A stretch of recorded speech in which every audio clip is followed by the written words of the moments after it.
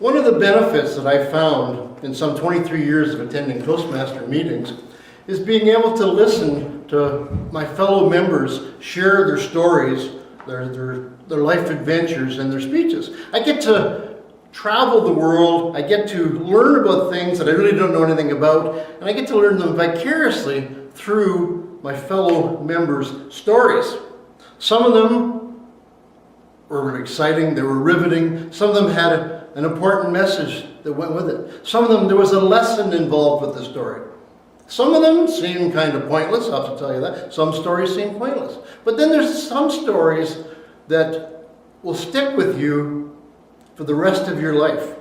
What I'd like to do this evening is share 3 fairly quick stories of stories that I've heard here at Toastmasters from my fellow members delivering speeches.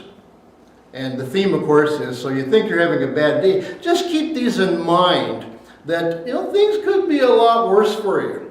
I'd like to start off by sharing a story of a fellow member. His name was Wally.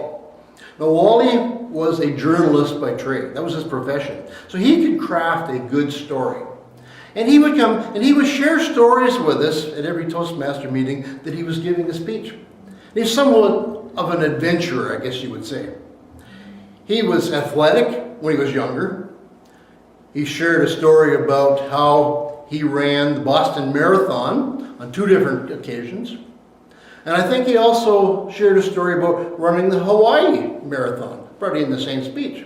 But he also did some other adventurous stories, and each one he told was more incredulous than the other one. He was telling us one story about camping in the Himalayas, basically at the base of Mount Everest. Now, who would want to do something like that? That's definitely not my idea of what an adventure or a holiday would be. But he told us a story about that, and it was really exciting. And I was really impressed with it. Then he told us another story. This one I couldn't believe at first, but then he said it was true. He told us a story about running with the bulls in Pamplona, Spain. Anybody ever been to Spain, running with the bulls?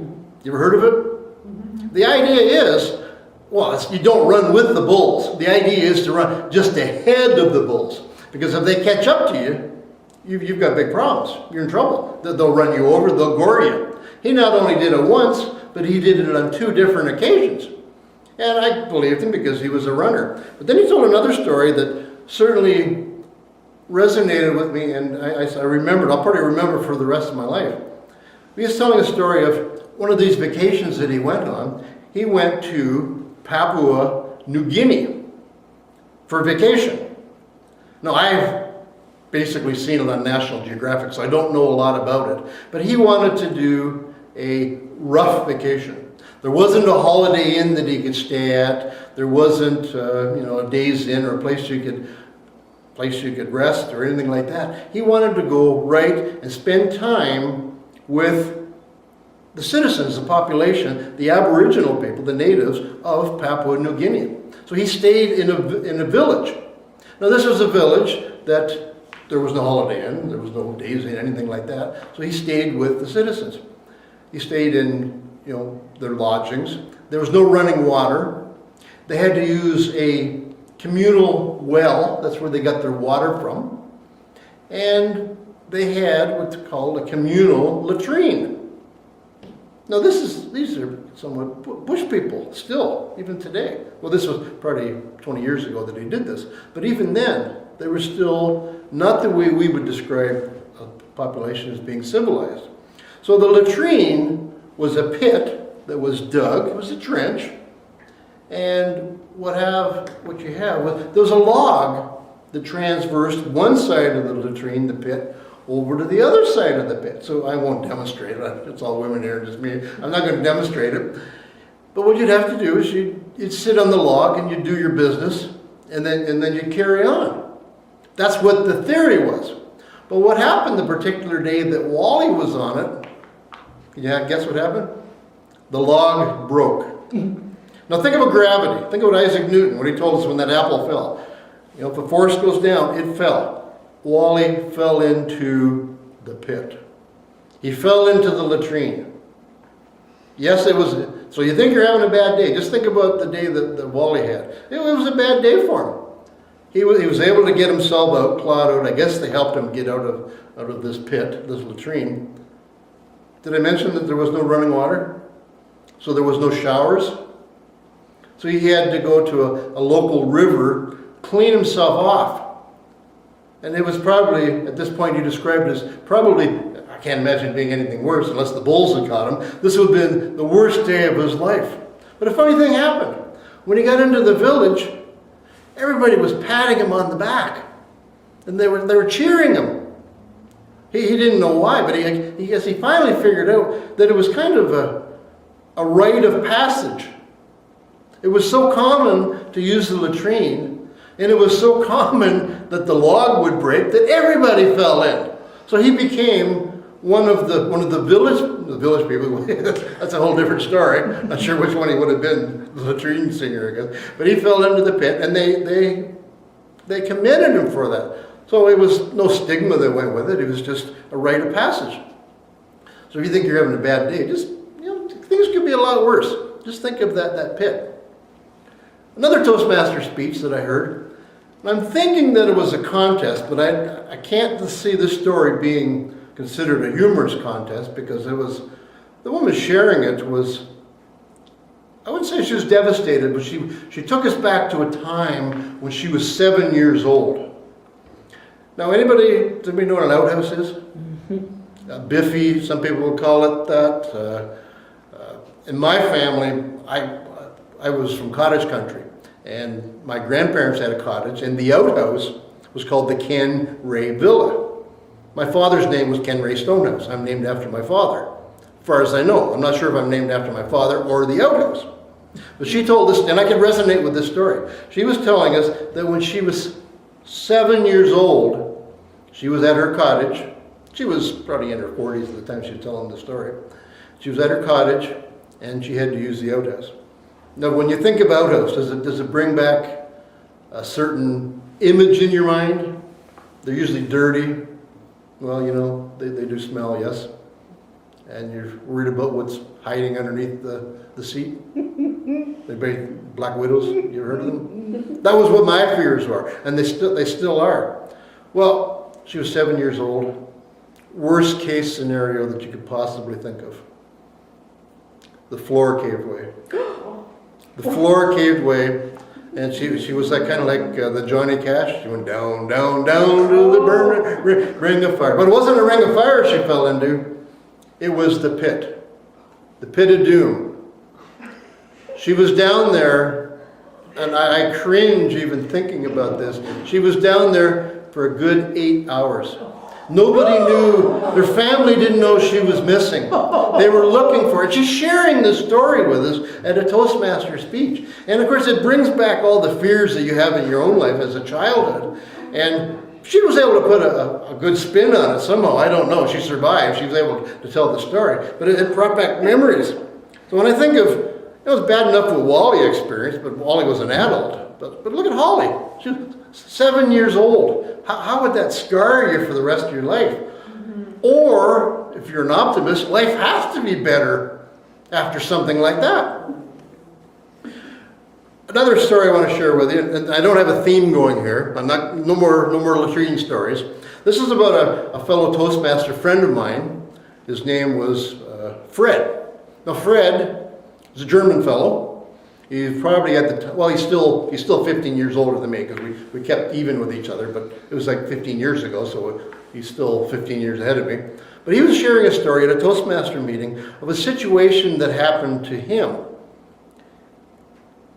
And try to put yourself into this situation if you can. I can't. It probably brings up nightmares for me. And it's not a latrine story. Fred is German. In the 60s, him and a friend, when they were teenagers, came over to North America for the first time. And they were touring, going through Mexico. Once they got over here, they had bought themselves a Volkswagen van. Back in the 60s, people had Volkswagen vans, hippies. I don't think they were hippies, but they were trying to travel across North America in their van. And they started off in Mexico. I've never been to Mexico. Anybody been to Mexico before? Is it hot down there? Is it hot at nighttime sometimes? Fred said it was really hot. They got into a practice of pitching their tent outside of town, pitching their tent, taking off all their clothes and sleeping in the nude. So I'm not trying to give you that image because you haven't met Fred, but him and his friend, that's what they would do. And it was all worked out well. You know, sometimes plans go well, sometimes plans don't go well. They woke up one morning, and can you imagine what happened? What the next step was? Their van was gone. Somebody stole their van.